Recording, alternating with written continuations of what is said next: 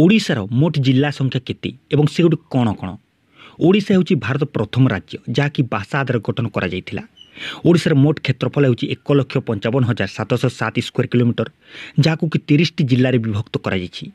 ओडिशा मुख्यतः निज प्राकृतिक सौंदर्य, दर्शनीय स्थान, कला, संस्कृति एवं पर्वपर्वाणी पे केवल भारत नुहे सारा विश्व में परिचित। ओडिशार जो 30 जिला रही से गुड़िक होती मालकानगिरी, कोरापुट, नवरंगपुर, रायगड़ा, गजपति, कलाहांडी, गंजाम, नुआपड़ा, बलांगीर, कंधमाल, सुवर्णपुर, बौद्ध, बरगड़, नयागढ़, खोर्धा, पुरी, जगतसिंहपुर, कटक, केन्द्रापड़ा, ढेंकानाल, अनुगुल, संबलपुर, देवगढ़, सुंदरगढ़, झारसुगुड़ा, केन्दुझर, मयूरभंज, बालेश्वर, भद्रक एवं जाजपुर।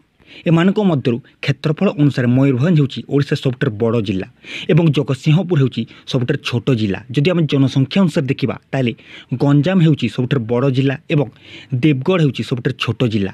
ओडिशा को 3टी डिवीजन, 58टी सब डिवीजन, 30टी डिस्ट्रिक्ट, 370टी तहसिल्स एवं 314टी ब्लॉक्स रे विभक्त करा जायछि।